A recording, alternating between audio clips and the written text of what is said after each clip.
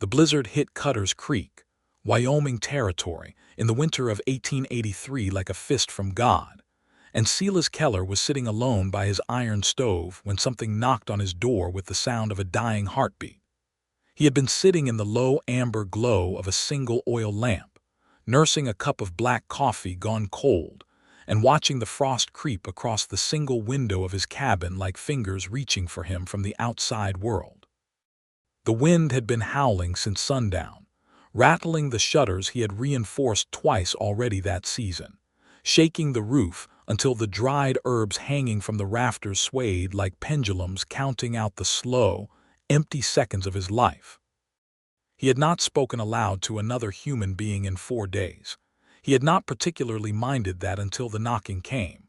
3 knocks, soft, desperate, then silence. Silas set the cold coffee on the rough-hewn table beside his chair and sat very still for a moment, because men who lived alone in the Wyoming territory in 1883 did not just throw open their doors in the middle of a blizzard at night.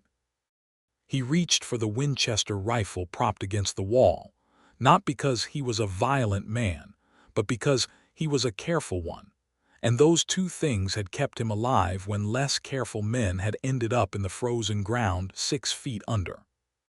He crossed the cabin in 4 strides, the floorboards groaning beneath his boots, and pressed his ear to the door. He heard nothing but the wind. Then he heard something else. A child's cough, thin and reedy, like a sparrow trapped in a chimney flue. Silas pulled back the heavy iron bolt and opened the door. She was standing in the snow, or rather she was not quite standing so much as she was refusing to fall down, which was a different thing entirely. She was a woman of perhaps 30 years, with dark hair plastered to her face by ice and wind, wearing a wool coat that was entirely inadequate for what was happening around her. In her right arm she held a small child bundled against her chest, a boy no older than 4 or 5 who had his face buried in her neck. Beside her left leg, gripping her skirt with both fists, stood a girl of perhaps 8 years old who was staring up at Silas with enormous dark eyes that had already seen too much of the world, and none of it had been kind. The woman opened her mouth. He could see her trying, could see the muscles of her jaw working, could see something behind her eyes that was part exhaustion and part terror, and part something else entirely. Some stripped-down rawness that comes to a person when they have given everything they had, and there is simply nothing left. No words came out. She had no words left. She had spent every last one of them on the long, terrible road to this door. Silas Keller did not ask her name. He did not ask where she had come from. He did not ask what had happened to the man who should have been standing beside her, because one look at her left hand, at the plain gold ring she still wore even though the man it had bound her to was clearly gone, told him enough of that story. He did not ask any of the dozen practical questions that were already forming in the back of his mind. He simply stepped back, opened the door wider, and let them in. The little girl moved first, pulling her mother forward by the skirt, and they stumbled across the threshold into the warmth of Silas's cabin in a tumble of snow and cold air, and the particular specific smell of people who have been outside too long in weather that wants to kill them. Silas closed the door behind them and bolted it against the storm. He was 34 years old, a former cattle drover turned homesteader, a man who had seen the Transcontinental Railroad change the West, and then watched the big cattle operations try to swallow everything smaller than them whole. He owned 120 acres of Wyoming territory land that was sometimes beautiful and sometimes punishing. He kept 12 head of cattle and 4 horses through the winter, and he lived alone in this cabin he had built with his own 2 hands. He had not been in love in 7 years, not since a leaner had died of fever in Kansas City, before he had made it back from a drive in time to say goodbye. He had not been looking for love, and he had not been expecting it to show up half frozen on his doorstep on a Wednesday night in December with 2 children and a gold ring on her finger, and not a single word left in her. But there she was. He pulled the second chair close to the stove and gently, because she looked like she might shatter, guided her into it. The little boy in her arms made a soft sound and burrowed deeper against her chest but did not wake.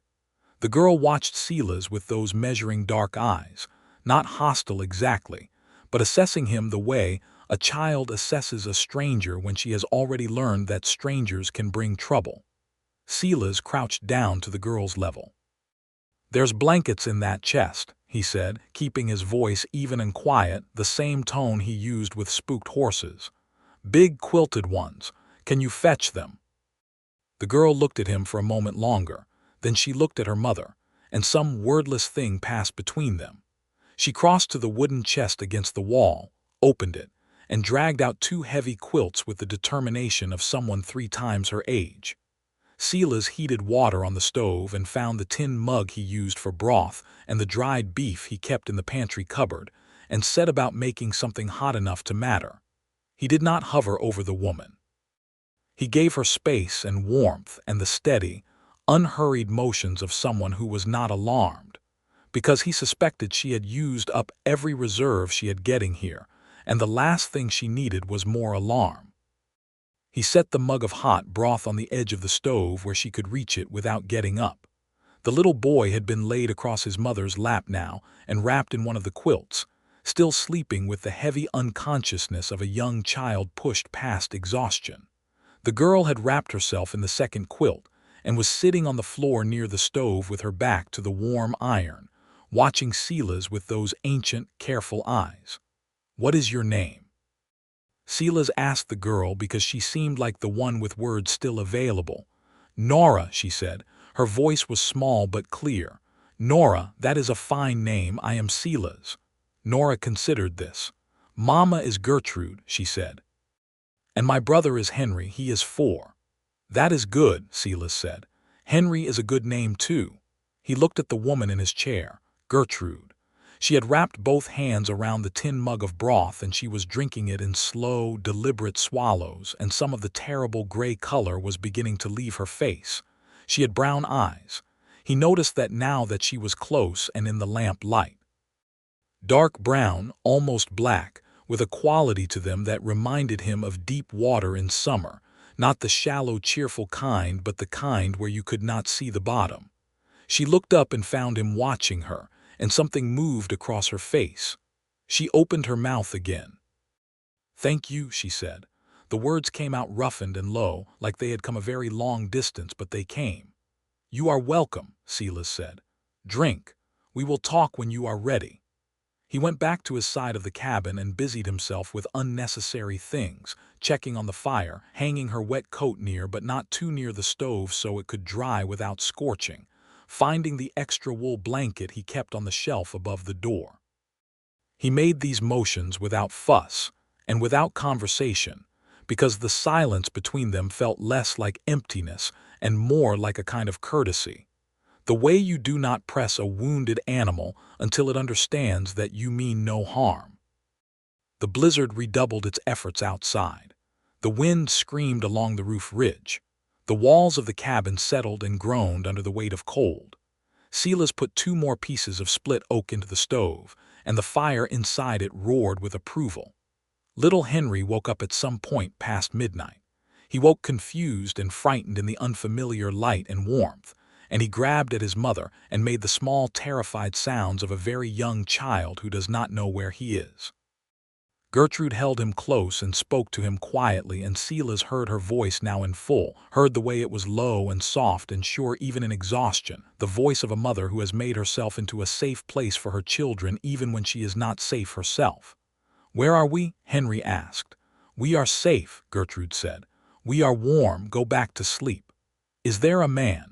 "His name is Silas. He is kind. Go back to sleep, Henry." The boy looked across the room at Silas, with the directness of 4-year-olds who have not yet learned to pretend they are not looking at someone. Silas raised one hand in a small, uncomplicated wave. Henry stared for another few seconds, then turned his face back into his mother's neck and was asleep again in under a minute. Silas sat with his cold coffee and let the night do what it was going to do. It was toward 2 in the morning that Gertrude spoke to him in full sentences. She had moved Henry to the quilt on the floor near the stove, where he slept coiled against his sleeping sister like a pair of quotation marks, and she was sitting in the chair with her hands in her lap and the empty mug set aside, and she looked at Silas across the small width of the cabin with something that had graduated from survival into something more like herself, whatever herself was. "My husband died in October," she said. "Thomas Wallace. He was a homesteader north of here, outside of Laramie. He took sick with pneumonia in September and he was gone by the middle of October." "I am sorry," Silas said, and he meant it. "The claim," she said, and her voice stayed level in the way of someone who has said a hard thing so many times to herself that she has worn the sharp edges off it, "was in his name. His brother came up from Missouri in November. He had legal documentation. I had 2 children and a horse and a wagon and what I could pack in it." She said this without particular bitterness, but without softness either. It was a fact, one of the many brutal facts that the West dealt to women in 1883 without apology and without recourse. A homestead claim filed in a man's name went with that man when he died, and a widow without the means or knowledge to fight a legal battle was at the mercy of whatever family or law or simple human decency presented itself. In the case of Thomas Wallace's brother, none of those things had presented themselves. "Where were you going?" Silas asked. "There is a woman in Cutter's Creek," Gertrude said. "Her name is Martha Aldine. She runs the boarding house on the main street. I knew her before we went out on the claim. We were not close friends, but we knew each other well enough. I thought she might take us in for the winter." "How long have you been traveling?" "3 days," she said, and the way she said it carried the full weight of 3 days in a Wyoming winter with 2 young children and a wagon that, he suspected, had not made it this far with her. "Your wagon?" he asked. "The axle broke this afternoon about 2 miles east of here," she said. "I got the children out and I got what I could carry, and I left the horse tied at the wagon because I could not get him loose in the dark and the wind and carrying Henry." She stopped. Something crossed her face that was too controlled to be grief yet but was clearly its close neighbor. "I hope he is all right." "The horse? Yes. In the morning when the storm breaks I will go for him," Silas said. This was not a generous offer so much as a statement of practical fact offered without fanfare. Gertrude looked at him. That look again, deep-water brown, measuring. "You do not know us," she said. "No," he agreed. "But you are in my cabin and your horse is in the dark 2 miles east and it seems right to go get him." She was quiet for a moment. Outside the blizzard pressed against the walls. "Why did you open the door?" she asked then. At night in a storm like this most men would not. Silas considered this. "There was a child coughing," he said. "I heard it." Something shifted in her face. Not quite a smile, but the place where a smile might come from when she had rested enough to make one. "Henry has had a cough for 2 weeks," she said. "Well," Silas said, "it served you well tonight." He gave her his bed. She protested once briefly, and he told her plainly that he had slept in worse places than his own chair by a warm stove, and that she was not to worry about it. He meant this. He had slept in cattle pens and under wagons, and once on the ground in a rainstorm, because the drive boss had miscounted the sleeping arrangements.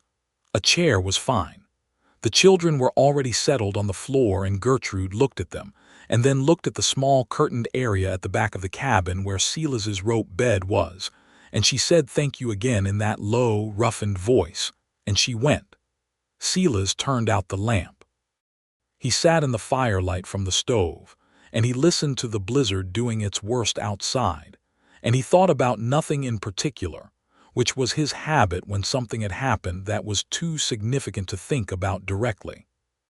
He was still awake when the stove needed more wood, and again when the wind shifted east and the cabin shuddered with it, and he was still awake a good while after that, sitting with his hands loose on his knees, staring at the orange glow of the fire through the grate.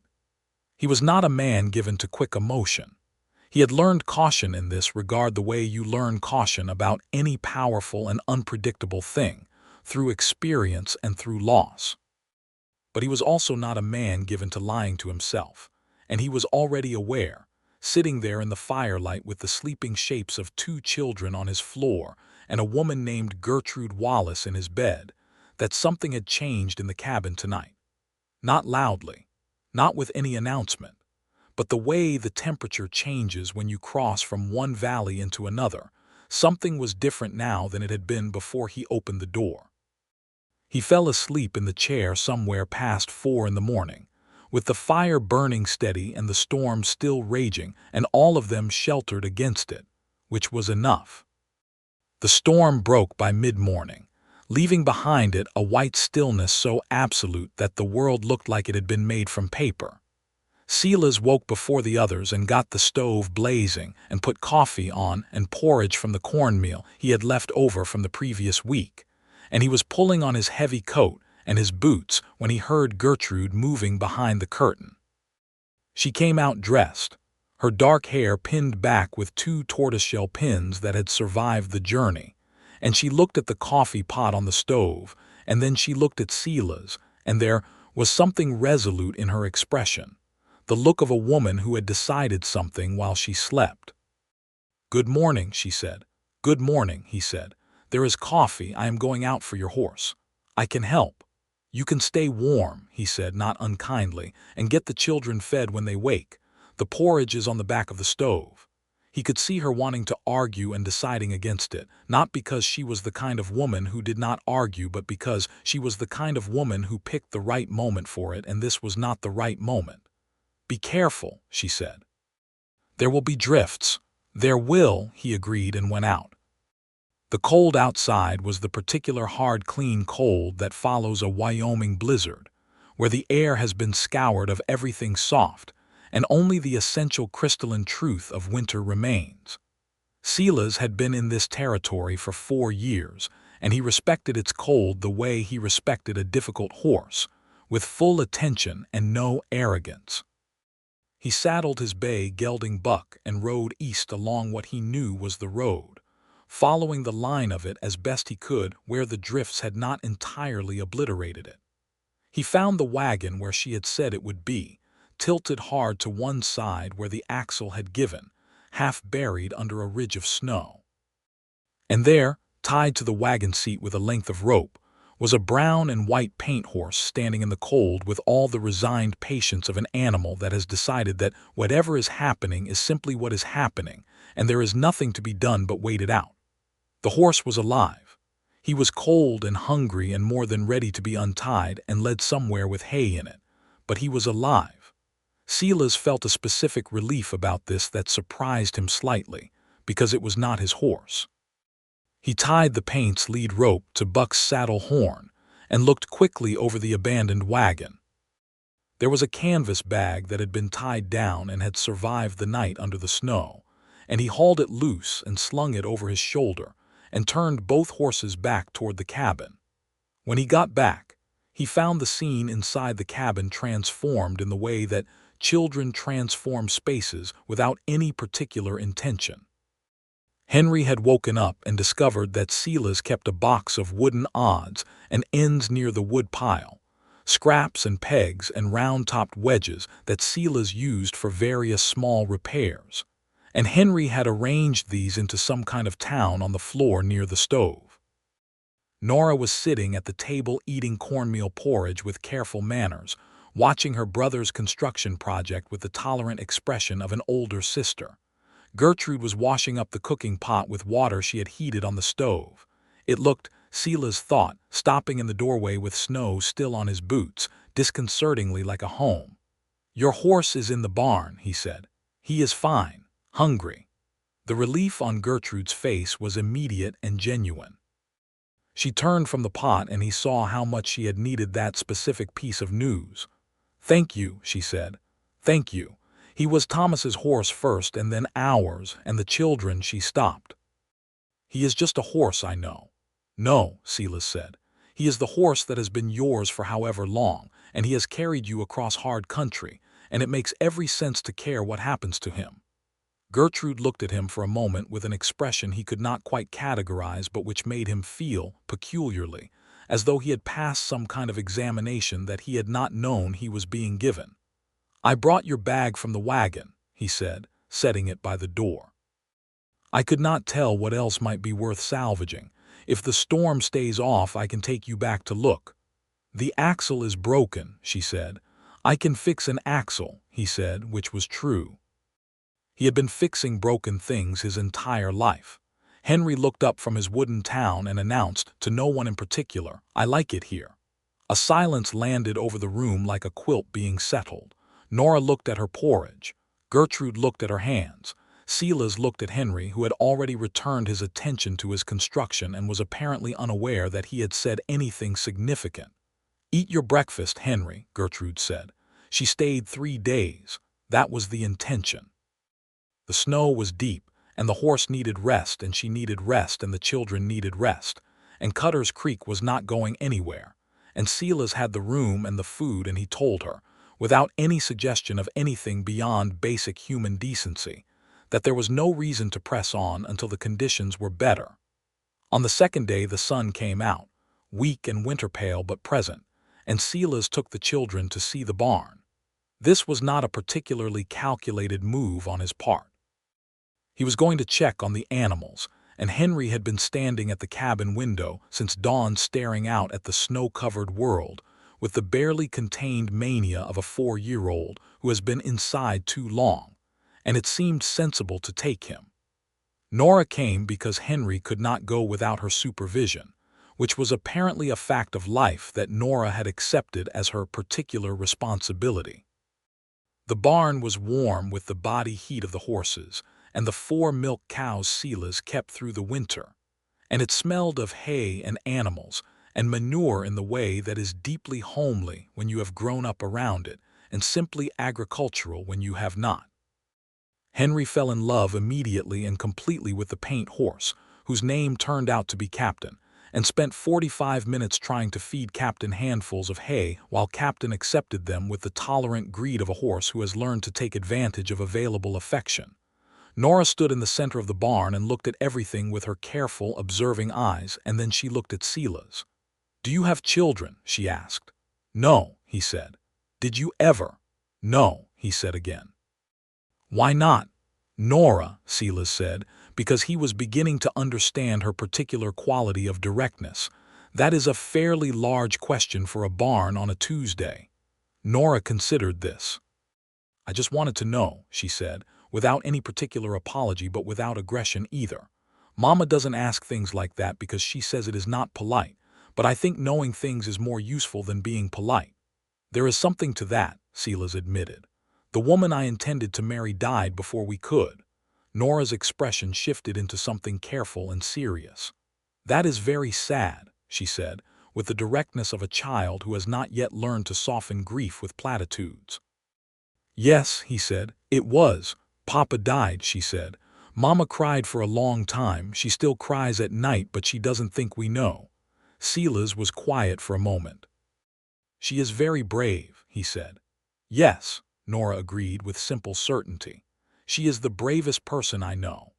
On the evening of the second day, after the children were in bed on the floor by the stove with their quilts, Silas and Gertrude sat at the table with coffee, and he found himself telling her about his land. Not performing for her, not selling anything, just talking about it the way he talked about the things he cared about, with the specificity of someone who had thought about it a great deal. He told her about the south pasture where the grass came in thick and tall in May, and the cattle grew fat on it through summer. He told her about the creek that ran along the eastern edge of his property that had not yet been given a name, which he thought was an oversight, and about the stand of cottonwood trees along its bank that turned yellow in October like something on fire. He told her about the plans he had for a larger barn, and the dreams he kept half-formed about eventually running a small operation with horses rather than cattle, because horses interested him more though they paid less reliably. Gertrude listened, and then she talked. She told him about her life before Thomas, before Wyoming, when she had been a school teacher in Illinois. She told him she had taught 40 children in a single room and that she had loved it, loved the work, loved the particular alchemy of watching a child who cannot read on Monday suddenly reading on Friday. She said she had given it up when she and Thomas married and come west because That was simply what you did, what was expected, and she had not questioned it then the way she sometimes questioned it now. She said the claim had been hard, but it had also been something. Land that was theirs, work that mattered, and losing it had been losing more than a piece of paper. There was a quality to that conversation. Two people at a rough wooden table with cold coffee going cold again between them and a fire in the stove, and a blizzard silence over the whole white world outside, that Silas would remember for the rest of his life. Not because anything was declared or decided. Nothing was declared or decided.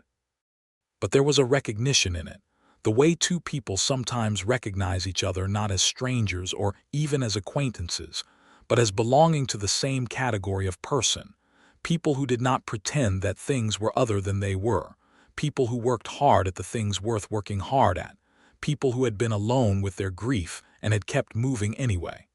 He did not tell her she was beautiful, though she was. He did not say anything at all about any of that. It was too early and too much had happened to her too recently, and he was not a man who moved carelessly in matters that mattered. But he did think it.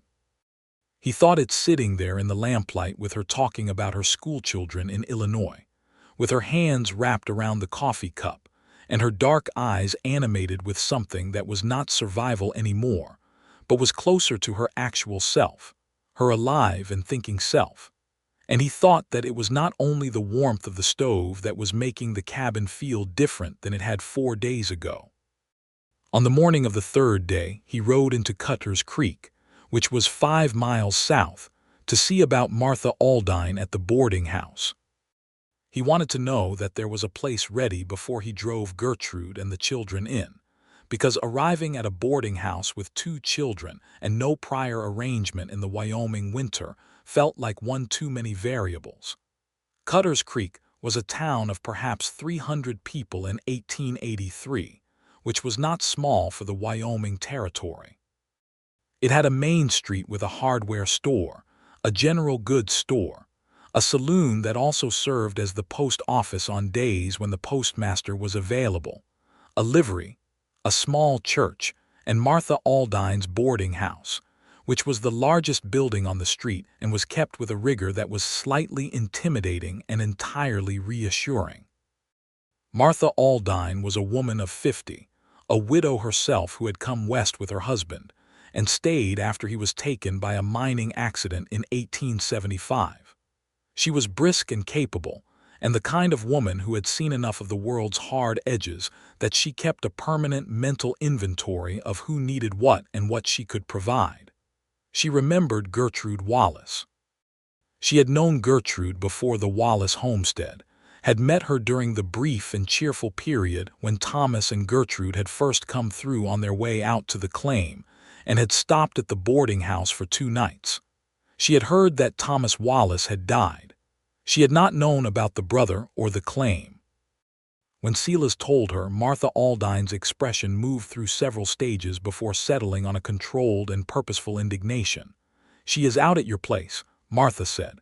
"She arrived in the storm 3 nights ago," Silas said. "Her and the 2 children. I have the room for now, but she ought to have something more settled somewhere in town." Martha looked at him with the kind of look that cut straight through to the purpose of things. "How is she?"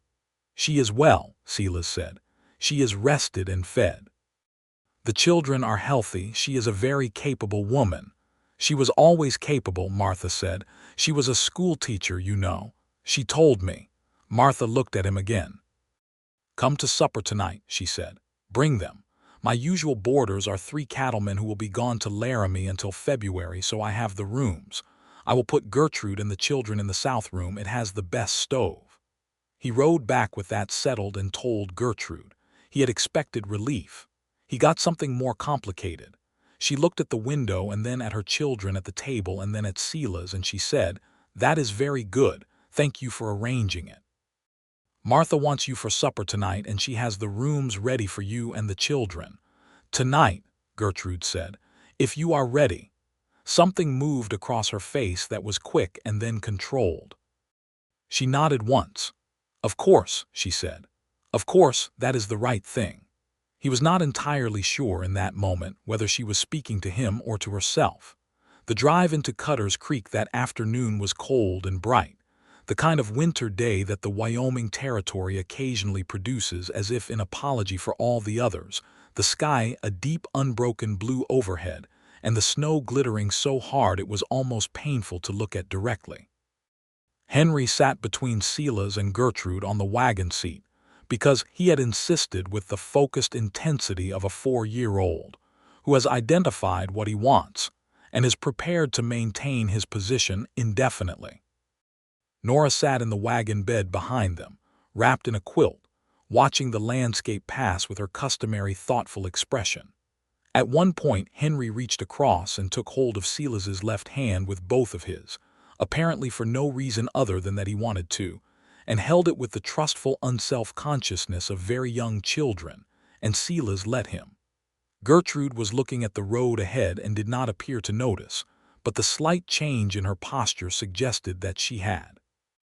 Martha Aldine's boarding house was warm and smelled of roasting chicken and wood smoke, and the particular cleanliness that comes from vigorous housekeeping. Martha received Gertrude with a brisk and practical embrace, and then crouched down to greet Nora and Henry with the practiced ease of a woman who had been navigating children for most of her adult life.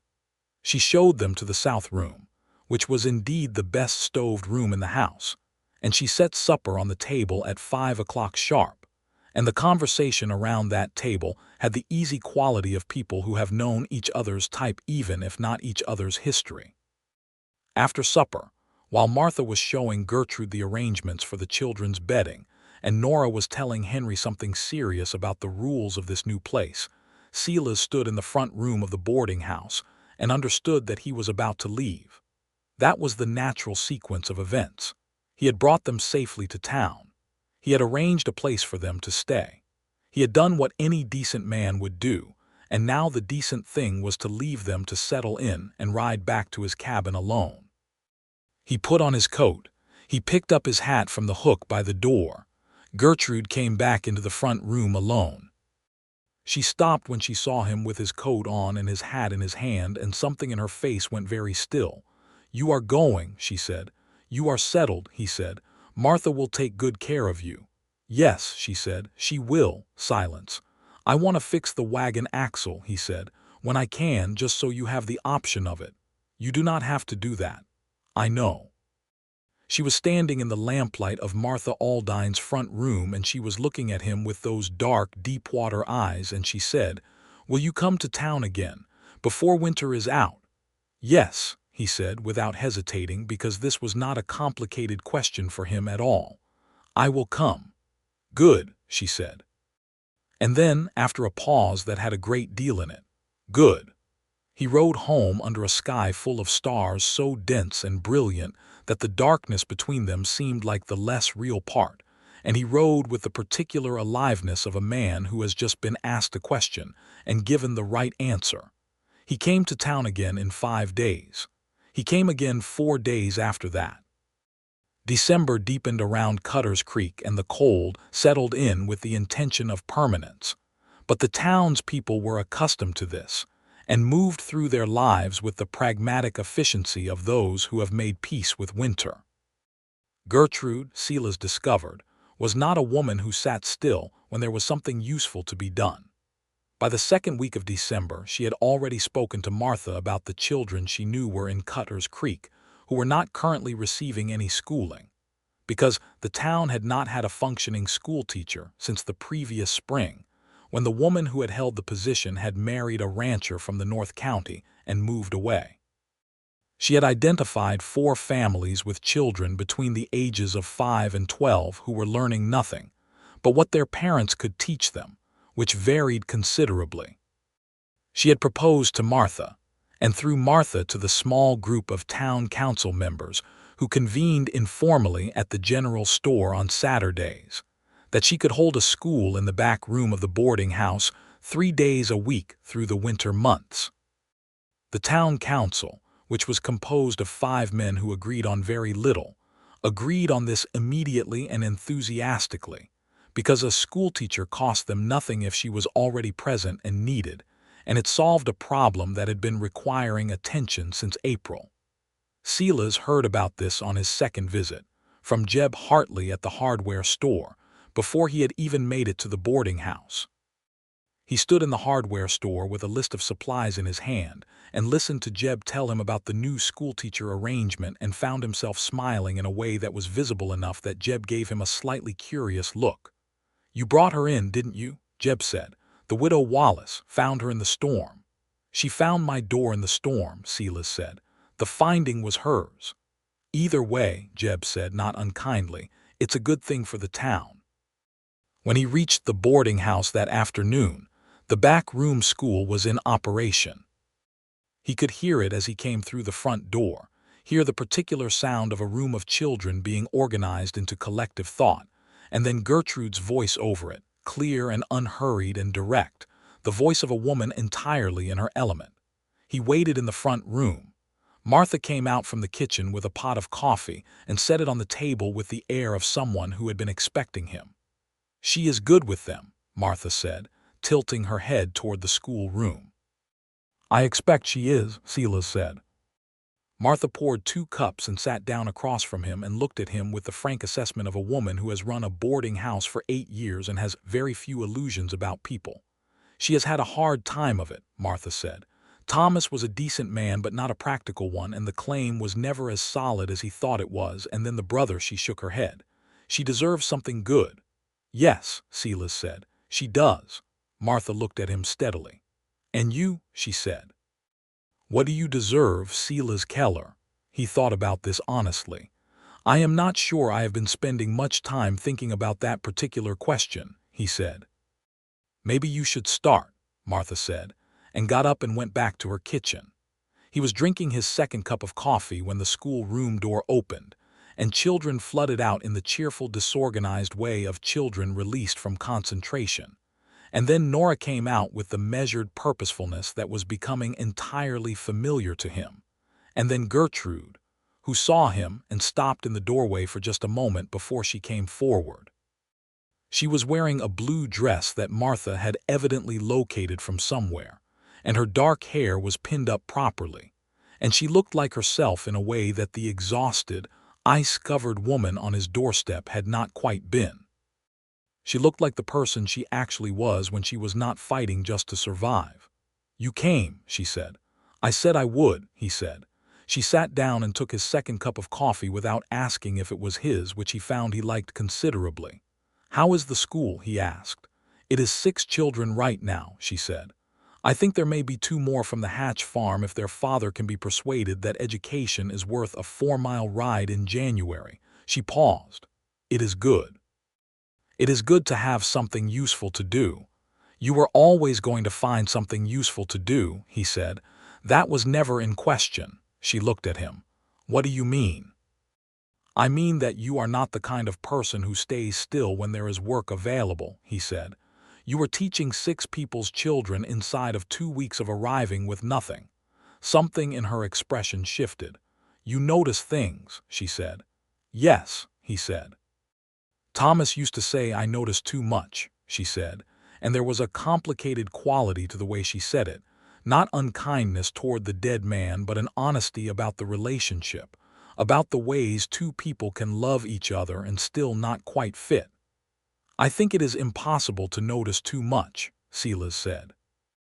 She looked at him steadily then, and the afternoon light from the boarding house window came across the table between them. And outside the street of Cutter's Creek went about its business in the cold, and Silas Keller was aware with perfect clarity that he was falling in love with Gertrude Wallace. Not the kind of quick-consuming thing that you read about in the dime novels that made it to the territory 3 months late.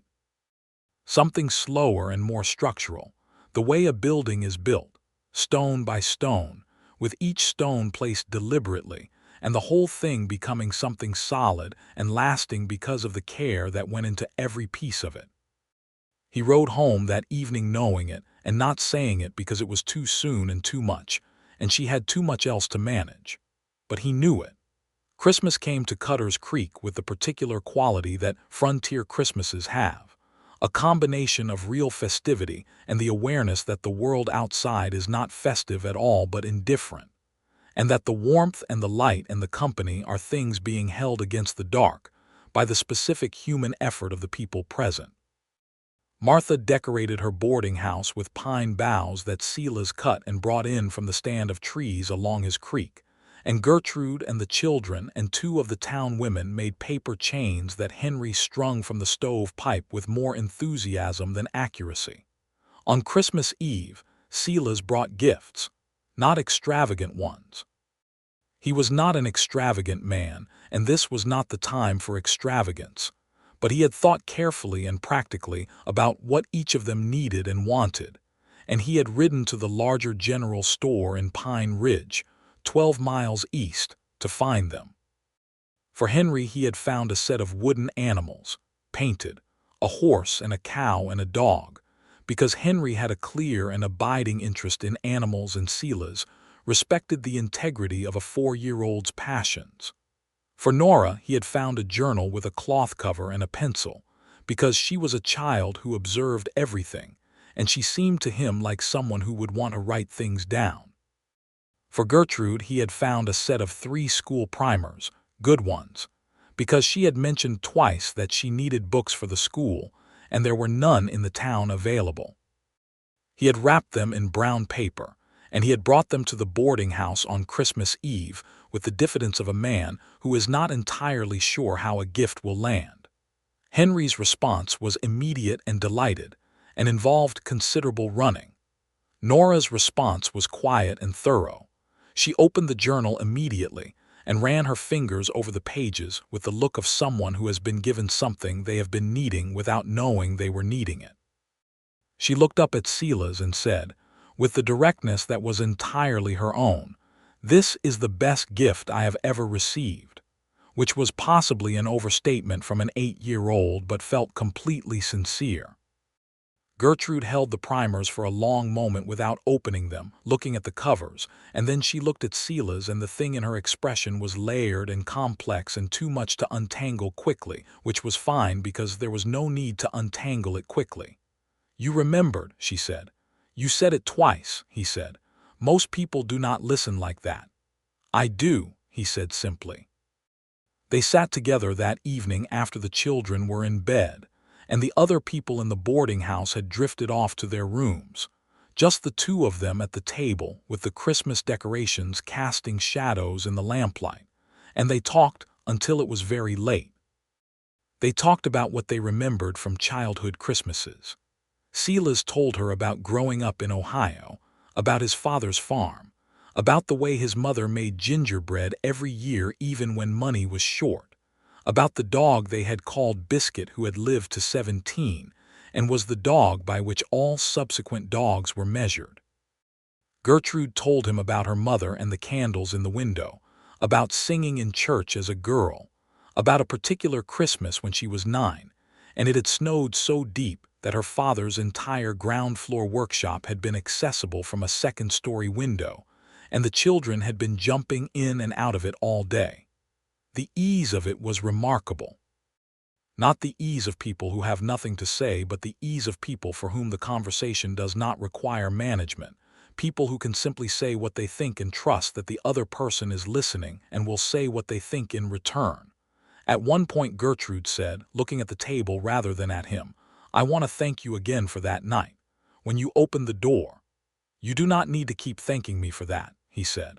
"I need to say it properly," she said. She paused, choosing the words. "I had been telling myself that we were fine, that we would make it to Martha's, that everything would be all right, and I had been telling myself that for 2 days, and I was running out of ways to believe it. By the time I got to your door she stopped again. I had nothing left, no words, no reassurance, no certainty, nothing." "I know," he said softly. "You stepped back," she said. "You just stepped back and opened the door wider. You did not ask questions. You did not make me explain or justify or convince you. You just let us in." Silas was quiet for a moment. "What else would I do?" he said. She looked at him then full on, those dark eyes holding his. "More than you know," she said. "You did more than you know with that one step backward." The fire in the stove ticked and settled. The lamp burned between them. He did not say what was in him to say. Not yet. But she looked at him long enough that he thought she knew it was there, and that she was not afraid of it, and that was enough for Christmas Eve. January in Wyoming Territory was not a month that offered many concessions to sentiment, and Silas and Gertrude found that the rhythm of their courtship, if that was what it was organized almost entirely by weather and practicality.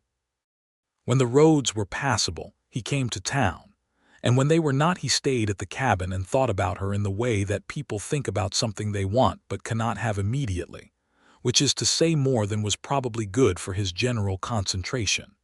He fixed the wagon axle in the third week of January on a bright cold day when the snow had hardened to a crust that could hold the weight of a man and a horse. He brought the fixed wagon back to the livery in Cutter's Creek and handed the bill of repair to no one because he had paid it himself, which Gertrude found out about through Jeb Hartley, because things could not be kept quiet in a town of 300 people, and she sought him out at the hardware store with a specific look on her face. "You paid for the repairs," she said. "The axle was bad," he said. "I have money," she said. "I can pay for things." "I know you can." "Then why did you pay for it?" He considered this. "Because I wanted to," he said.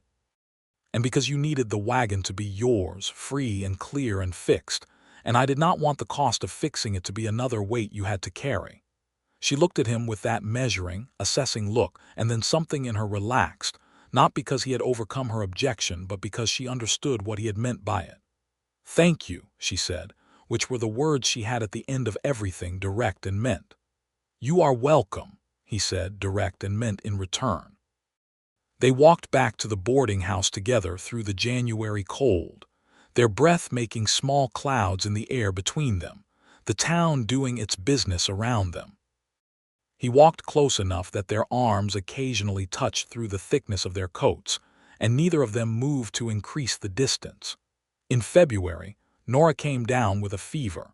It was not a serious fever, the kind that passes in a few days with care and rest, but it struck Silas in a specific place when he heard about it from Martha, because he knew what fevers in the territory could become, and he knew what it meant to lose someone to one.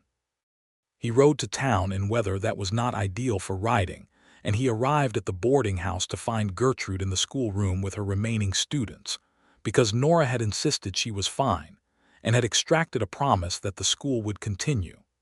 Martha let him in and told him Nora was in the south room resting, and that he should not worry too much, and Silas said he understood, and then went to check on the wood supply for the south room stove, because that was something he could do that was useful.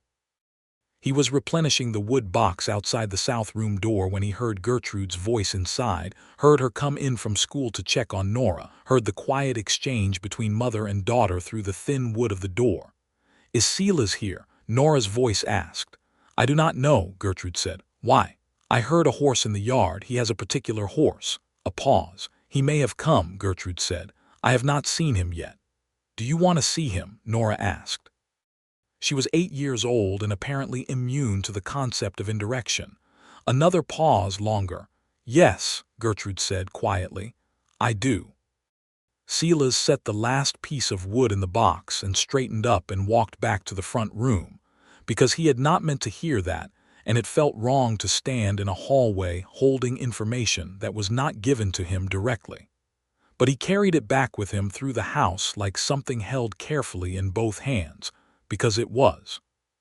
He was warming himself by the front room stove when Gertrude came out from checking on Nora, and she saw him and stopped, and the look on her face was the unguarded one, the one before she had time to make it anything else. "You came," she said. "I heard Nora was ill," he said. "Is she all right?" "She is. She is already demanding to be up and about, which I am taking as a positive sign." She crossed the room and stood near the stove, and there was a quality to her nearness that was different from how it had been in the fall, less careful, more natural, the way proximity becomes natural when two people have stopped pretending to themselves that they are not seeking it. "I am glad you came," she said, looking at the fire through the stove grate. "I will always come," he said, "when you need something." She turned and looked at him, and what was in her eyes was complex and real and not at all hidden. "And when I do not need something," she said. He looked back at her steadily. "Then I will come anyway," he said, "because I want to see you." The silence that followed was not empty. It was full of things being acknowledged between two people who have been dancing around the same center for 2 months and have just quietly and without fanfare agreed to stop pretending the center is not there. "I think," Gertrude said very carefully, "that I should tell you something." "All right," he said. "I was not looking for anything," she said, "when I knocked on your door."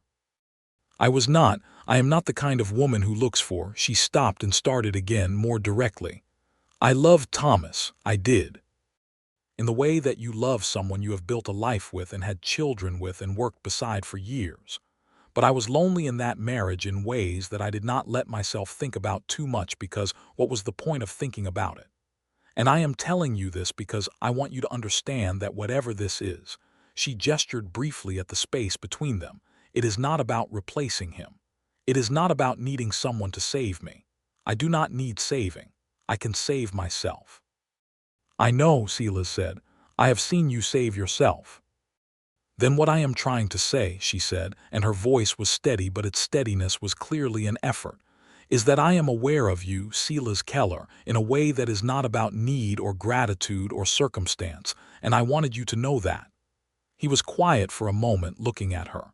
"I am aware of you too," he said, "in every possible way." She laughed then, just briefly, a real laugh, startled out of her by the plain simplicity of it, and the laugh changed the room the way a window opening changes a room. Let something in that had been waiting outside. He reached across the space between them and took her hand. Just held it, her hand in both of his, the way you hold something you are grateful to have and mean to take good care of. "I would like to court you properly," he said, "if you are willing." "I am willing," she said.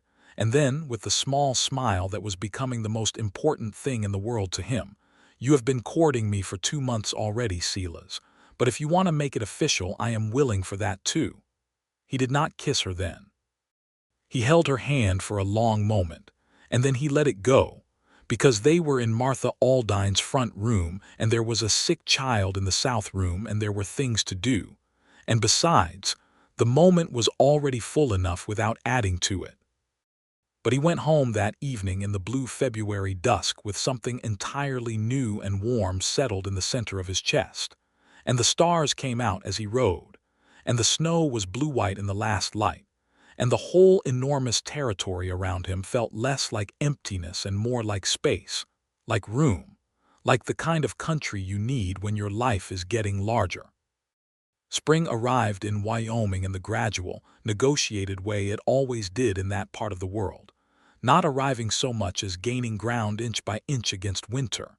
And with the spring came a change in the quality of things between Silas and Gertrude that was like the change in the quality of light. The same world but warmer and more present and more itself. He took her to his land in March, on the first day when the road was clear enough for a wagon.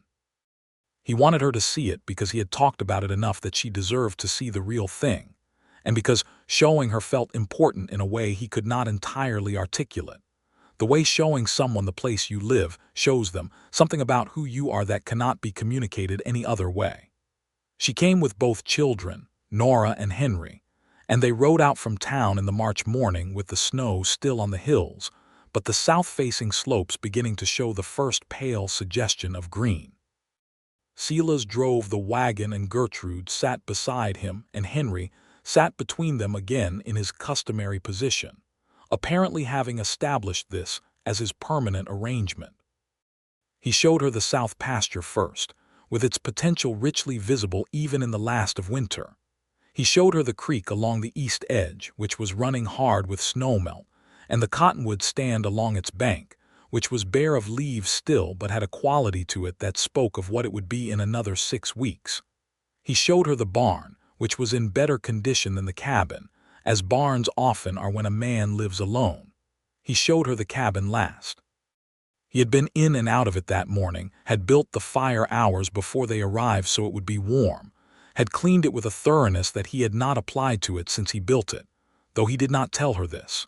She went inside and stood in the center of it and looked around at everything, at the table and the 2 chairs and the iron stove and the curtained area with the bed, at the shelf of books he kept, at the tools hanging on the wall, at the window looking east toward the creek. "You built this," she said. "Yes, with your own hands. Mostly," he said. "Jeb Hartley came and helped with the roof beams because I needed a second pair of hands for that." She turned slowly and looked at the south wall where the window was. "You could put a bigger window there," she said. "If you wanted more light in the mornings, the south light would come straight in." He looked at the wall. He had not thought of this. He had been used to the cabin as it was for 4 years. "Yes," he said slowly, "you could." She turned and looked at him with those dark eyes, and there was something in her look that said she knew she had just spoken about this place as though she had a stake in it, as though it were hers to consider improvements to, and she was letting that stand where she had placed it, not taking it back but also not pretending she had not said it. "It would let in a great deal of light," Silas said. "Yes," she agreed. "It would." Henry had found the wooden odds and ends box that was still by the wood pile from his last visit and had settled happily onto the floor with it. Nora was standing at the south wall looking at the place where a bigger window might go, apparently running her own assessment. Silas crossed the cabin and stood beside Gertrude at the window, and they looked out at the east view together, at the creek gleaming in the March light, at the cottonwood trees, at the long reach of the pasture going to the south, at the sky over it all that was beginning, just beginning, to be the sky of spring. "It is beautiful land," she said. "Yes," he said, "I think so." "You should not be on it alone," she said, and then she turned her head and looked at him sideways, a look that had mischief in it but was also entirely serious underneath, and she said, "But I am sure you have figured that out by now." He had.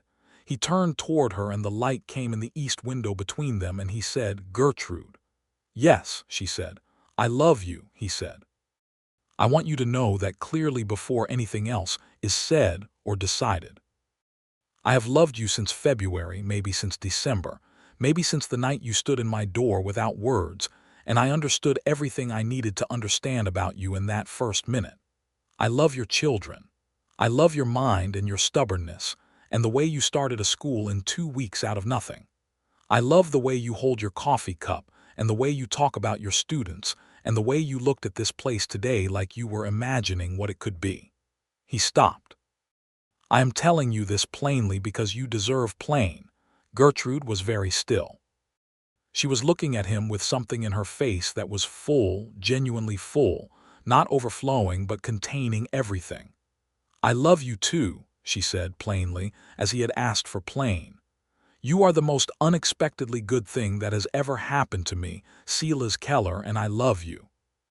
He kissed her then, standing in his cabin with his children making noise on the floor behind them and the March light coming through the east window. And the kiss was gentle and cert, and held in it everything that had been building since December, every conversation over cold coffee, every trip through the cold, every hand-hold and every lamplit evening and every moment of careful, deliberate recognition. Henry said from the floor, without looking up from his wooden town, "Are you two kissing?" Nora said, with the authority of an 8-year-old who has been paying close attention to developments for some time, "Yes, they are." Henry considered this. "Good," he said, and went back to his construction. Silas and Gertrude were still laughing when they pulled apart, and the laughing was as good as the kissing, and the afternoon sun came through the window and filled the cabin with light. He proposed to her properly in April, on the bank of the creek when the cottonwood trees were just beginning their first green, and the creek was still running fast with snowmelt, and the whole land was in the first urgent business of becoming itself again. He proposed without a ring, because he did not have one and he had not wanted to wait, and he asked her what she thought about that. She said she thought it was fine. She had worn a ring for 7 years and she knew what a ring meant and what it did not mean. And what it did not mean was that the man wearing or giving it was necessarily the kind of man he should be. She said that what he had shown her over 4 months was more than enough to know what kind of man he was. She said yes with the directness that was entirely her, Yes, without qualification or condition. Yes, with her whole self behind it. He did get her a ring, eventually. He had one made by the silversmith in Pine Ridge, a simple band with a small turquoise stone set into it, because turquoise was what the silversmith had available, and it was the color of the sky on good days in Wyoming, and it seemed right. She wore it on her right hand for 2 weeks while she still wore Thomas's ring on her left. And then one evening she came to Silas at the boarding house and said that she had removed Thomas's ring and put it in a small box that she was keeping for Nora, who might want it someday, and that she had moved his ring to her left hand, and she showed him. He took her left hand in his and looked at the turquoise ring on her finger, and something in him that had been held careful and provisional since Alina died in Kansas City settled at last into something solid and permanent and glad. They were married in June in the little church in Cutter's Creek, by the same preacher who had buried half the town and christened the other half, and who viewed weddings with the particular satisfaction of the professional who is most fully employed by hope. Martha Aldine stood beside Gertrude, and Jeb Hartley stood beside Silas, which surprised Silas somewhat because he had not been aware until that moment that he and Jeb were quite that kind of friends, but apparently they were. Henry stood at the front of the church beside Silas, having been designated ring-bearer with enormous seriousness, and having rehearsed the walk down the aisle approximately 40 times over the previous week, mostly without prompting. He performed it on the day with total concentration and a face of such grave responsibility that half the congregation was barely holding back laughter, and the other half was on the edge of genuine tears. Nora walked beside her mother. She was wearing a white dress that Martha had made, and her dark hair was down for once, with a ribbon in it that she had chosen herself, and that was the precise green of new cottonwood leaves. She walked with her chin up and her eyes forward, and Silas watched her come down the aisle beside Gertrude, and thought that in 10 years she was going to be a formidable young woman, and the world had better be ready for her. Gertrude herself was in a blue dress, not the borrowed one from December, but a proper one that she had made over the winter from fabric she had bought at the general store with her school earnings, and she had done her hair in the style that Silas thought of as her real style, loose and pinned at the back, and soft in a way that was entirely her. She came down the aisle looking at him, and he looked at her, and whatever the preacher was saying before the ceremony began was not being absorbed by either of them, because they were simply looking at each other the way you look at a person when the looking itself says everything. The vows were the standard vows of the time: honor and cherish and keep in sickness and in health, and Silas meant all of them specifically and in detail, having thought through what each of them required in practice and being entirely prepared to fulfill them. Gertrude meant them too, and you could see this in the way she said them, without any hesitation and without the slight public performance that vows sometimes take on, just direct and clear and true. When it was done and the preacher said the relevant words, Silas kissed his wife in front of 60 people, and the whole church felt the satisfaction of a good thing properly recognized. Martha Aldine served a wedding supper that was the talk of Cutter's Creek for the rest of the year: a full roast beef, and 3 kinds of bread and 2 pies, and a cake that Martha had been constructing in secret for 2 weeks. The townspeople came in the warm June evening and ate and talked, and the Harmon brothers, who played fiddle and guitar, set up in the corner and played dance music until the light was completely gone from outside and the candles were burning low. Silas danced with Gertrude, which he had not done in years and was not particularly skilled at, but she guided him quietly, and they managed well enough, and she laughed at him twice when he lost the beat, and each time he found that he did not care at all. He danced with Nora too, formally, bowing to her as he had seen done at dances in Ohio when he was a boy, and Nora accepted this with enormous dignity and danced with him with absolute seriousness. And then, when the dance was over, said, "You are a very adequate dancer," which was the greatest compliment of the evening by a significant margin. Henry fell asleep on Martha's kitchen floor at 8:30 with half a piece of cake still in his hand, which was exactly where they found him at 9 when it was time to go. They drove back to the cabin, the four of them, in the June night under a sky of incredible stars. Henry was asleep in the wagon bed. Nora sat beside him, looking at the stars with the watchful quality that seemed to be her fundamental mode of engagement with the world. Gertrude sat beside Silas on the wagon seat, and he had his arm around her, and she had her head tilted slightly toward his shoulder, and the horses knew the road, and there was nothing to do but be in the night together. "Are you happy?" he asked her. She turned her head and looked up at him. "Completely," she said. "Entirely and completely." He had already made changes to the cabin. The bigger window in the south wall had been installed in May, and the light that came through it in the mornings was everything she had said it would be. He had also added a second room at the back, a proper room with a door, for the children, with 2 rope beds and a small stove of its own, because the curtained area at the back of the main cabin was not going to be adequate for the 4 of them, and he had known this since December when he had started planning it. Gertrude had known about the new room. She had made curtains for the windows and chosen where the beds would go. But when they arrived at the cabin that evening and she lit the lamp and the light caught the new room and the new window and all the changed things, she stood in the doorway and looked at it all with an expression that Silas held in his memory for the rest of his life. "You made it for us," she said. "Yes," he said. "I made it for all of us." She turned around and walked to him and put her arms around him and held on, not kissing him but just holding on, and he held her back, in the lamplight, in the cabin that was now a home. And outside the June night in Wyoming was soft and full, and the creek ran over its stones, and the cottonwood trees stood along its bank, and everything was still except the 2 of them, breathing. The life they built that year and the year after was the particular kind of life that feels, from the inside, like it has always been, like it could not have been arranged otherwise, though you know perfectly well that 1,000 different moments could have gone differently, and none of it would exist.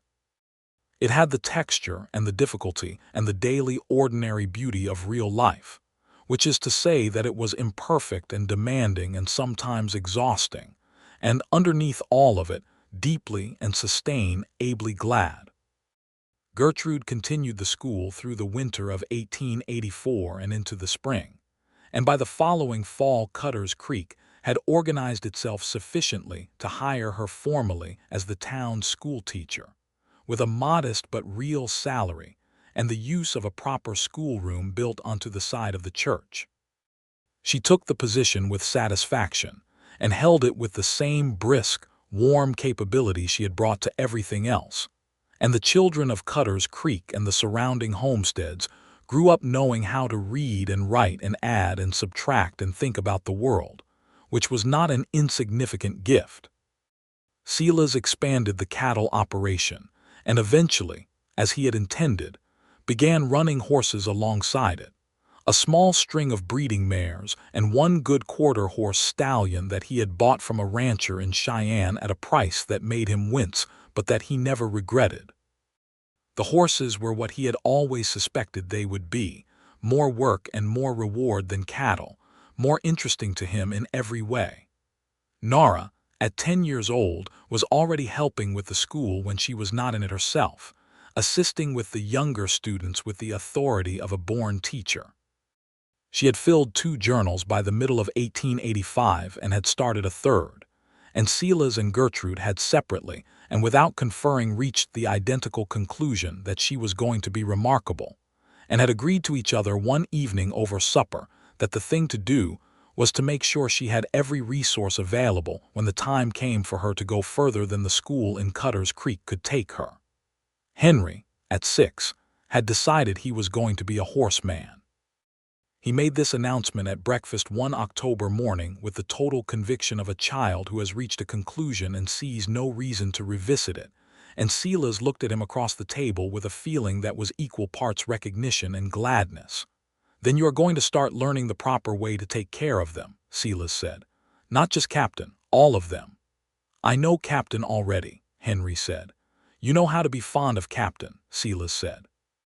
"Knowing how to care for a horse properly is a different thing, and I will teach you."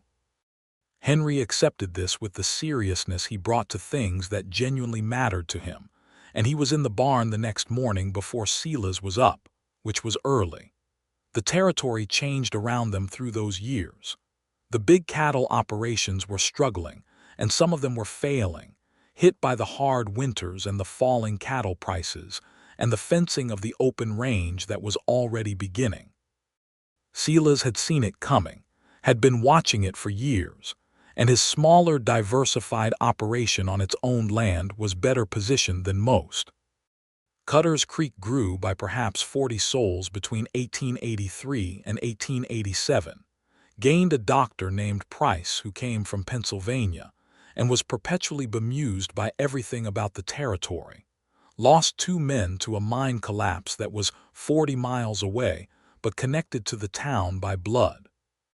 The year 1885 brought a thing to the territory that was the subject of heated discussion throughout Wyoming, which was the increasing agitation around the rights of the native peoples who had been pushed and pressured and treaty broken into smaller and smaller pieces of their original land. Silas had never been a man who looked away from an injustice because it was inconvenient to see it, and he talked about this with Gertrude in the evenings with the directness of 2 people who take these questions seriously and do not reduce them to simple positions.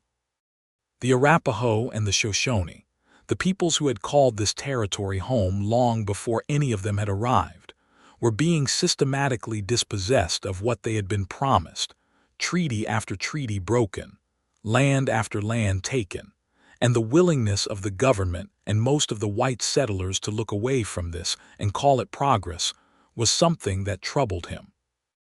He made a practical point of fairness in his own dealings, which was not politics but was something. He paid the 2 Shoshone men who worked for him on occasion at the same rate he paid anyone else, which was not universal practice in the territory, and he was not a man who participated in the casual cruelties of prejudice that were depressingly common in the frontier towns. It was not enough. He knew it was not enough. But he did what he could do within the reach of his own life, and he taught Henry and Nora to see people clearly, which is perhaps the most useful thing you can pass on. Gertrude was 4 months pregnant when the news came that her brother-in-law in Missouri, Thomas's brother William, who had taken the claim, had died in a business dispute and left the claim land unclaimed and unworked. There was a lawyer in Laramie who had been tracking certain homestead claim disputes, and he had written to Gertrude, having found her address through the town records of Cutter's Creek, to inform her that there might be a legal argument for reversion of the claim to her or to Thomas's heirs. Gertrude read this letter twice and then set it on the kitchen table and looked at Silas. "What do you think?" he said. "I think," she said slowly, "that I have a home. I have this home. I have this land and this cabin and this life, and the claim was what we had before this, and before this was different from now." She paused. "But Nora and Henry might want it someday. It is their father's land." "Then we pursue it for them," Silas said. "Not for us. For them, so they have the choice." She reached across the table and took his hand the way she had taken to doing, the automatic movement of a woman who reaches for what she wants without the hesitation of the early days. "You are a good man," she said. "I am trying to be," he said. They wrote to the lawyer. The legal process was slow and complicated in the way of all legal processes in the territory, where records were incomplete and distances were vast, and procedures had to be administered by people who were themselves overextended. It took 18 months, but eventually Nora and Henry Wallace received the deed to 40 acres of their father's original claim land, held in trust until they were of age, which was exactly what Gertrude had asked for and exactly what Silas had supported. Their son was born in the November of 1885, which made him a November child in the Wyoming territory, which his mother later told him meant he came into the world at the point where the season shifts from the last warmth into the first real cold, which she thought was appropriate for a boy who would spend his life navigating between things. His name was Eli Thomas Keller. Thomas for Gertrude's first husband, because she had been clear about that, firm and unashamed, because Thomas had been a real person and the father of her children, and deserved to be remembered in the naming of things even as life moved forward.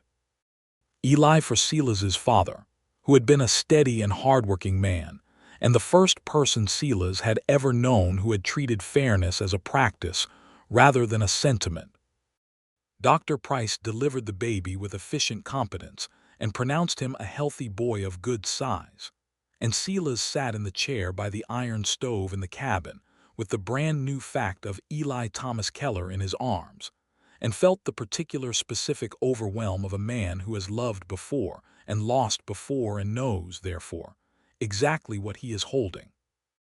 Nora came in from the new children's room and stood beside his chair and looked at her baby half-brother with the expression of someone encountering something they had expected, but that is nevertheless considerably more real than expected.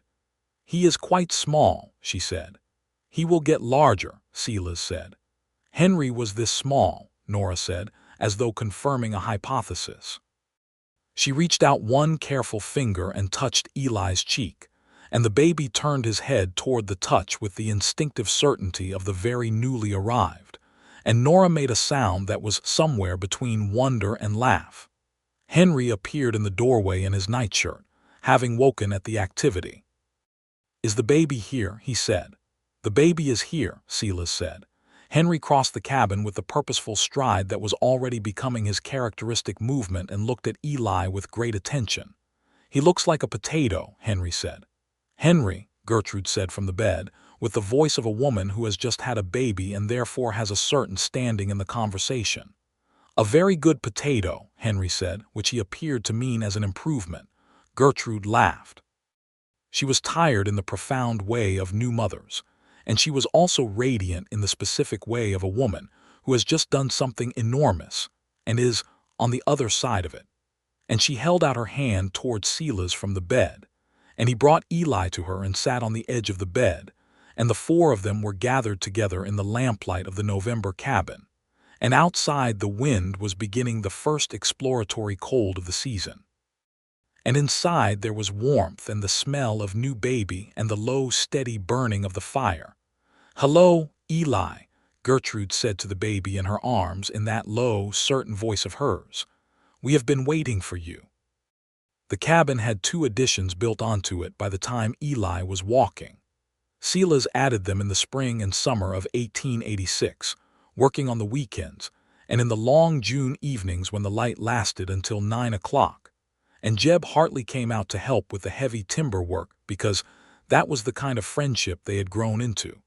The kind where you showed up with tools and did not ask too many questions, and worked alongside each other in comfortable competence. The additions gave them a proper kitchen separate from the main room and a second bedroom, which made the arrangement considerably less cramped, and which Nora greeted with the satisfaction of someone who has been sharing a room with a 4-year-old brother for 2 years and had strong feelings about it. The larger window in the south wall that Gertrude had suggested on that first March visit still let in the morning light, and she still sat in it with her coffee on the mornings. She was home before school, reading or thinking or watching the early light move across the pasture, and Silas still watched her do it with the particular gladness of a man who has found the exact right place for his attention and knows it. There was an evening in the summer of 1887, when Eli was nearly 2 and getting into everything with the single-minded efficiency of a toddler who has recently discovered that the world is full of interesting objects, and Henry was 8 and had opinions about horses that were increasingly indistinguishable from Silas's own. And Nora was 12 and finishing the 3rd reader at school and making sounds about the university in Laramie that would not be built until later but whose concept she had apparently decided to claim in advance. There was an evening when all of them were together on the porch Silas had built across the front of the cabin, which faced west and caught the long late light. Gertrude had Eli on her lap. Nora was writing in her journal. Henry was sitting on the porch rail doing something intricate with a length of rope, practicing knots with the patience of someone building a skill. Silas was in the chair he had set at the end of the porch, because from there he could see both the creek to the east and the road coming south from town, all the approaches of his world, and he sat with his coffee and looked at the summer evening and at the people who were in it. The light was going golden over the pasture. The horses were visible at the south fence, standing in a group in the late warmth. Captain was out there too, older now but still stout, still with the patient, good-natured quality that had kept him alive through a Wyoming blizzard, and had first brought him to Silas's attention. Gertrude was saying something to Eli about the birds in the cottonwood trees along the creek, pointing them out in the way she had with all her children, naming things, making the world legible. Eli was watching the birds with the intense concentration of a child, who has not yet learned to look at things without his whole face being involved.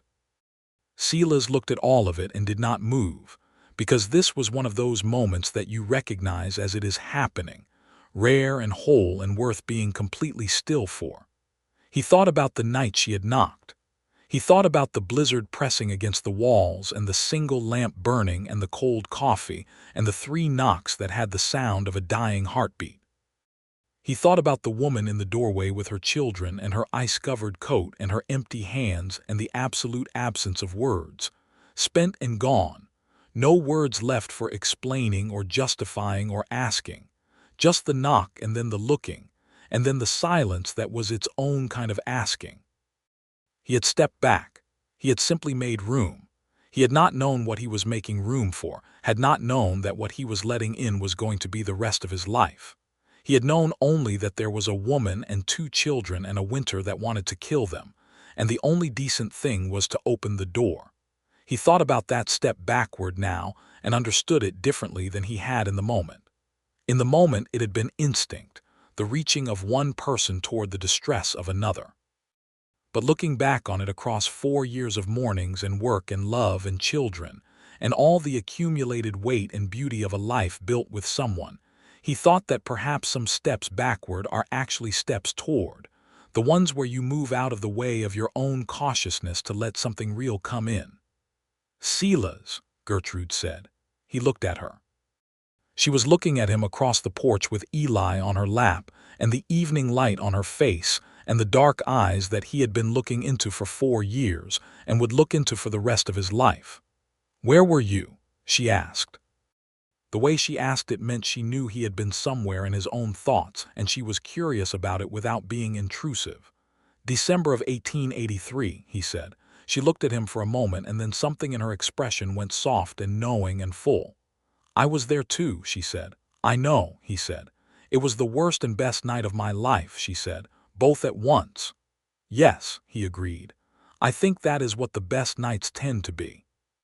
She smiled at him, his wife in the summer evening with the horses in the south pasture and the creek running over its stones and the children around them. And the smile was the real one, the full one, the one that she gave from somewhere deep and true, and he held it the way you hold the thing you are most glad to have in the world. Henry had made some kind of complicated knot and held it up for inspection. "Look," he said. Nora looked up from her journal. "What is it?" "A bowline," Henry said. "Silas taught me." "What is it for?" Nora asked. "For when you need to make a loop that won't slip," Henry said, with the authority of someone who has been told this and has incorporated it thoroughly. "When would you need a loop that won't slip?" Nora said. "Lots of times," Henry said, which was reasonable. He looked at Silas. "Right. Lots of times," Silas agreed. Eli, from his mother's lap, reached toward Nora's journal with both hands and the determined expression of a person who has identified something they want and sees no barrier to having it. "No, Eli," Nora said, lifting the journal out of reach with the practiced movement of a 12-year-old, who has been around a determined toddler for almost 2 years. Eli considered this obstruction and then turned his attention to the interesting rope in Henry's hands instead. The evening moved around them, the light going from gold to amber, the first stars appearing in the east over the hills, the horses settling to their grazing, the creek sending its sound up through the cottonwood trees. It was the kind of evening that does not call attention to itself, that simply is what it is, ordinary and complete and sufficient. There was a second daughter born in 1888, a spring baby, April, born when the cottonwood trees along the creek were in their first green, and the creek was running high, and the pasture was showing the thick grass that the south-facing slope produced every year. They named her Rose Ellen Keller, Rose for no particular history, but simply because it was the name that had come to both of them on the evening they were sitting with their lists of possibilities, Rose being the one word that both of them had written independently, without knowing the other had also written it, which seemed like a clear enough answer. Henry was 9 when Rose arrived, and he received her with the affectionate elder sibling dignity of a boy who had already been through this once with Eli and knew the routine. Nora was 13 and took charge of the general domestic situation with a calm efficiency that was entirely recognizable as her mother's, and that Gertrude acknowledged with the particular pride of a woman seeing herself reflected forward. Eli was 2.5 and approached Rose with the combination of fascination and suspicion that defines a toddler's relationship with a new baby, spending considerable time standing next to the cradle staring at her, as though trying to determine her intentions. Silas held Rose on the afternoon of her first day and looked down at her face and felt the same thing he had felt with Eli, the specificity of new life, the weight of it, the gift and the responsibility all in one small, warm bundle, and he thought as he had thought with Eli that he had not expected this. He had not expected any of it. He had been 34 years old and alone in a cabin in a blizzard with cold coffee, and nothing particular to hope for, and then a woman had knocked on his door with 2 children and no words left, and everything had changed.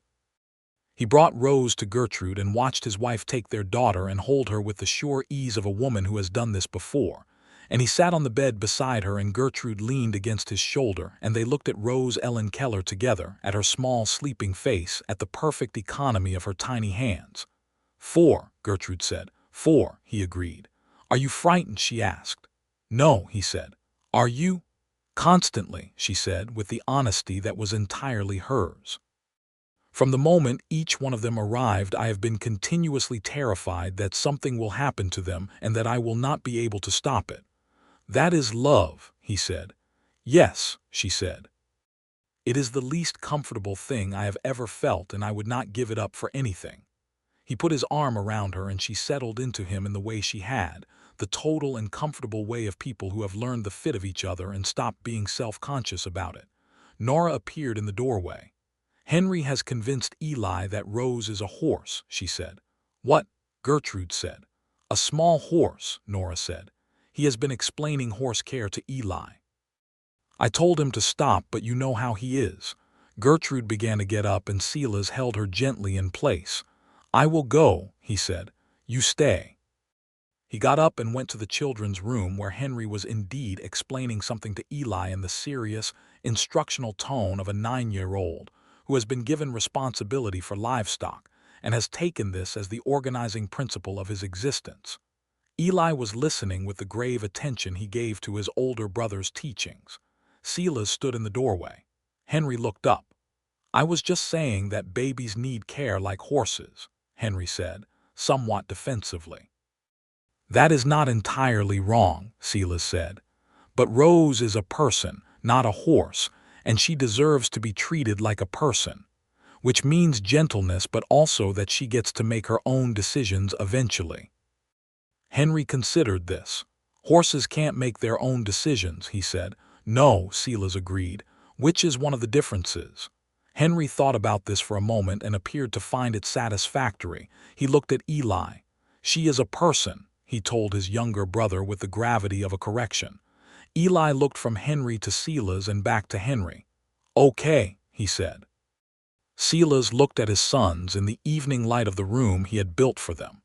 These boys who were his in every way that mattered and more ways than he could count, and he felt the gladness again, the specific and complete gladness of a man who knows exactly where he is and exactly why. He went back to Gertrude, and the baby and the evening closed around the cabin with the late spring dark, soft and warm. And outside the creek ran and the horses grazed, and the land Silas Keller had worked for 4 years before any of them came was now the land of all of them, shaped by their collective presence, carrying their particular weight and history and love. The years of Cutter's Creek in the late 1880s were years of change that came with the relentlessness of weather, the railroad pushing further west, the open range increasingly fenced, the era of the great cattle drives winding toward its end as the economics of ranching shifted, and the homesteaders and their claims reshaped the landscape. Silas watched these changes with the attention of a man who had been in the territory long enough to see its previous face, and he made his adjustments without sentiment for what was going by, because that was the nature of this land. It had always required you to change with it or be broken by it. By 1890, the horse operation was the more profitable part of his work, and by 1892, he had 3 young men working for him through the spring and summer, one of whom was the son of the Shoshone man who had done seasonal work for him in the earlier years.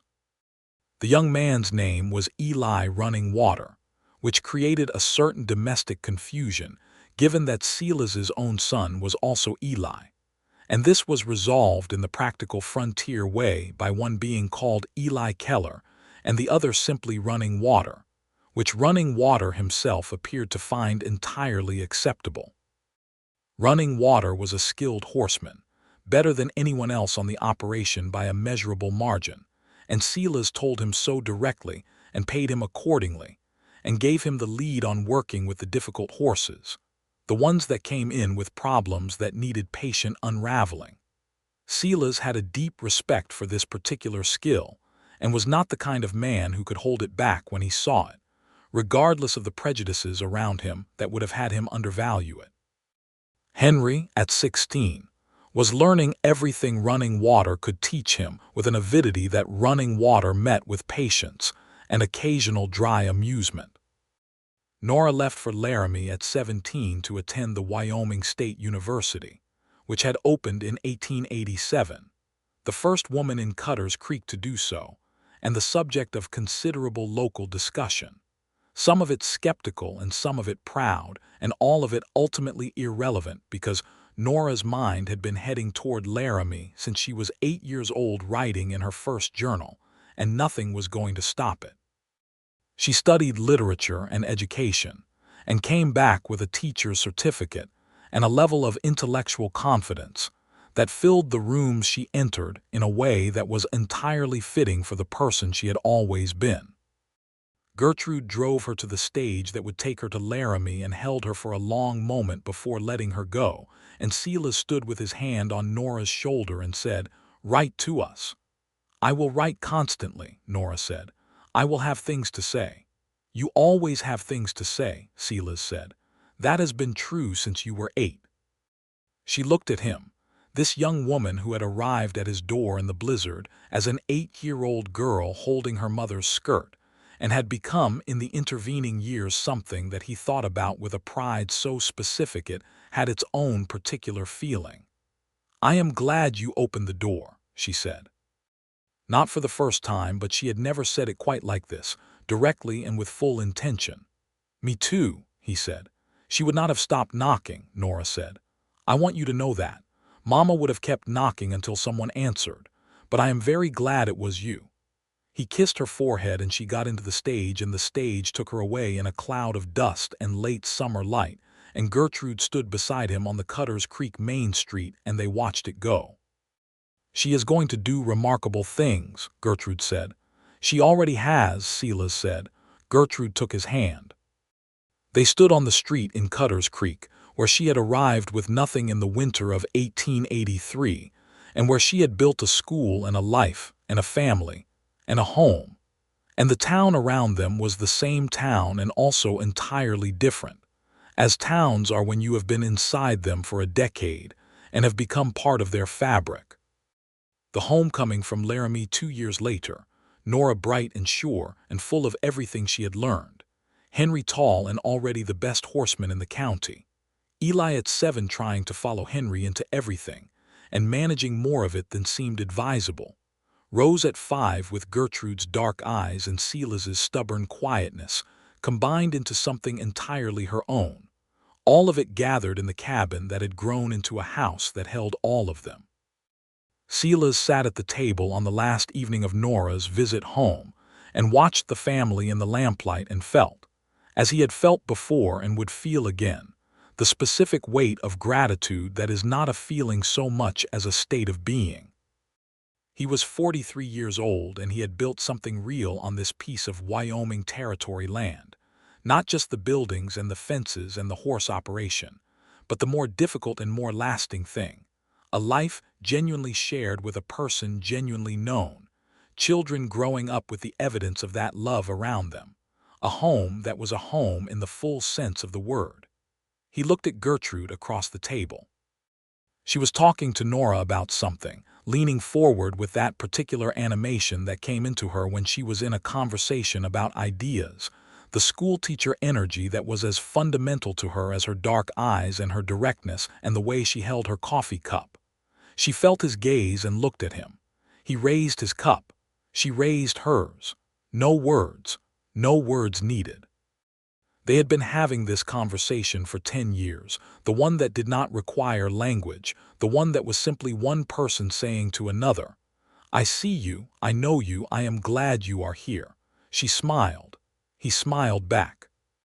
Outside, the Wyoming night was doing what it always did, big and clear and full of stars that had been looking down on this particular piece of land long before any of them arrived and would be looking down on it long after, indifferent and beautiful and permanent. The creek ran. The horses stood in the dark. The cottonwood trees held their silence. And in the cabin with the south-facing window that let in the morning light, the Keller family settled into the last of the evening together. And the fire in the iron stove burned steady and warm. And the story that had begun with a blizzard and a desperate knock, and one man stepping backward to make room, continued forward in all the ordinary, extraordinary ways that the best stories do, quietly and fully and without end.